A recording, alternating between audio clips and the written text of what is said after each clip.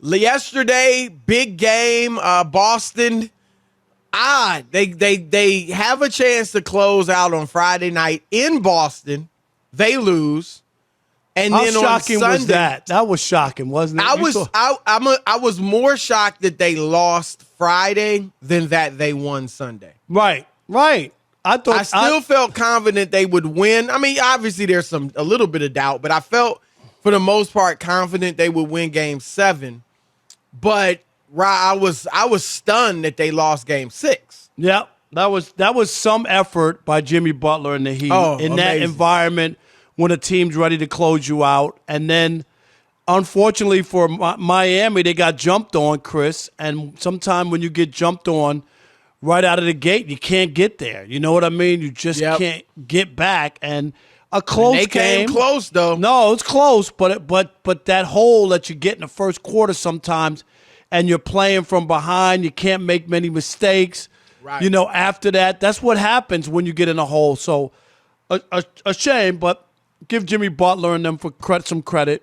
They were not a better team. You mentioned game 6, and he did come out and put on a show, 47 points. It was incredible.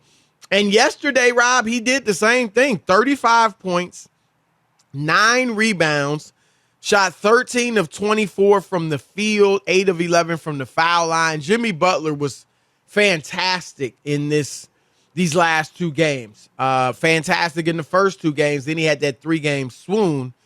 But despite his excellence, there are those that believe, including me, that he did make a bad decision at the end of the game.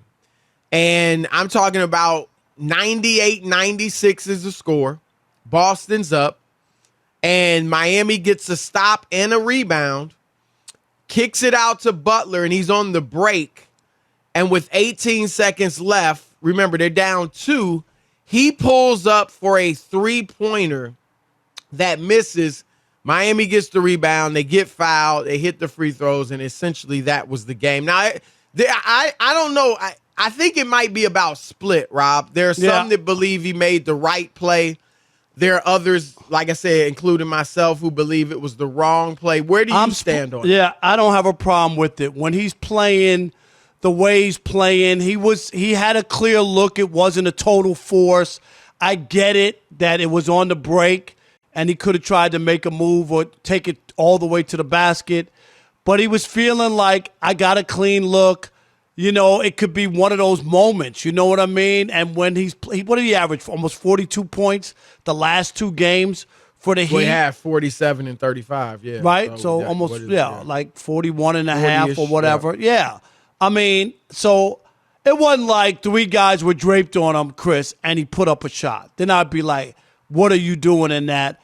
I'm not going to kill a guy. I had no problem. He was feeling it, felt like he had a chance and felt good about it. Wasn't a horrible shot. I mean, as far as the execution of it, it wasn't like he airball or hit off the top of the backboard or it was some terrible shot like that. When have you ever seen a shot the NBA hit off the top of the backboard? I watched Russell Westbrook. Side of the backboard is Westbrook, not the top. Give him a little credit. I watched Westbrook all year with the Lakers, so I'm a little jaded that NBA players can make shots or attempt shots like me. Right, yeah, you know. But you know what I mean? Like, it wasn't a terrible shot that had no chance of going in. That's what I mean. Yeah, my issue with it, and first let me say this, and I said this, I was watching the game with my dad. I even said, that was a bad shot. It was a wrong decision, but I can't kill Jimmy Butler because let's just keep it real. They're not here if it wasn't for Jimmy Butler. And I don't mean here in the conference finals, although that's true as well. I mean, they don't survive Game 6.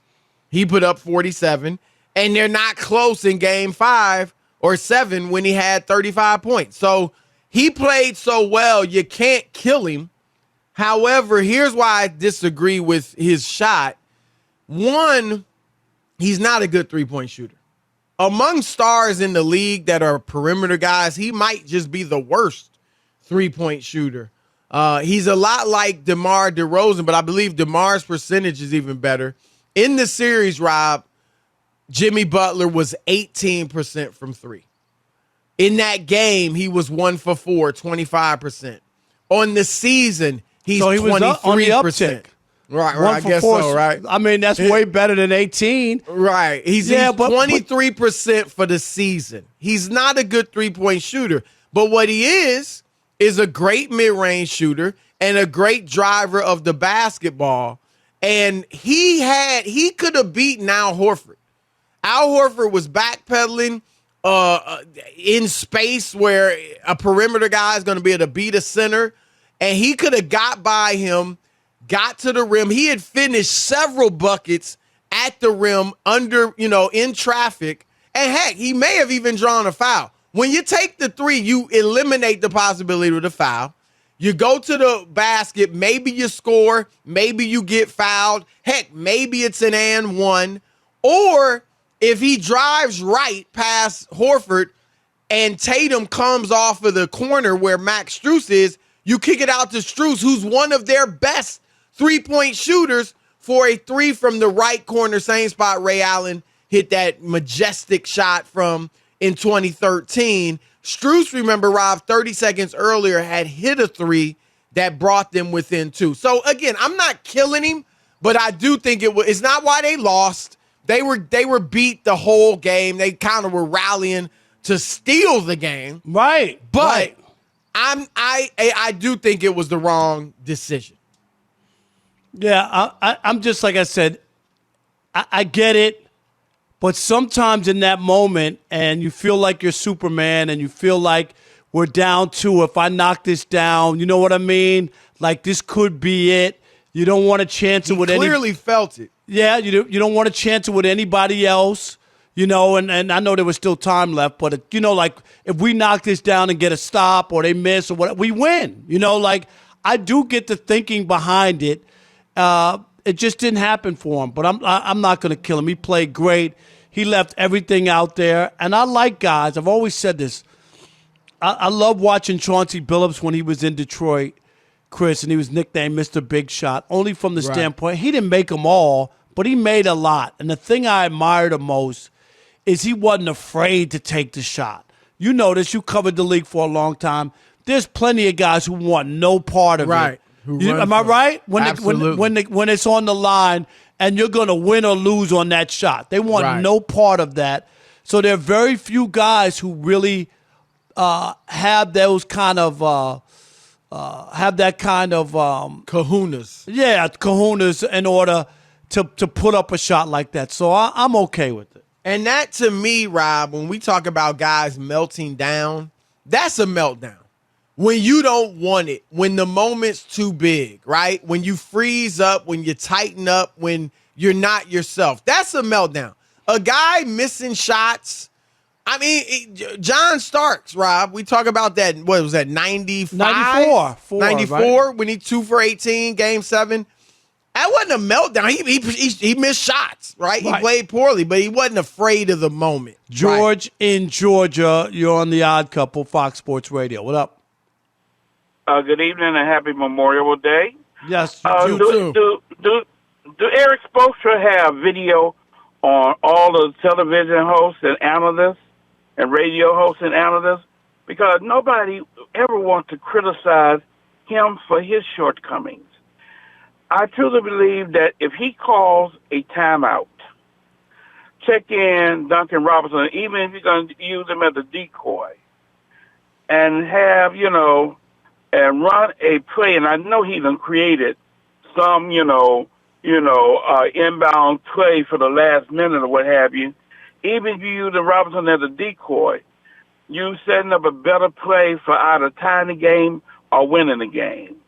And I really believe that there was enough time where that, they could wait for the last shot, and they could have had a better shot of winning than just, Jimmy just throwing up a three-pointer when that's not his strong suit.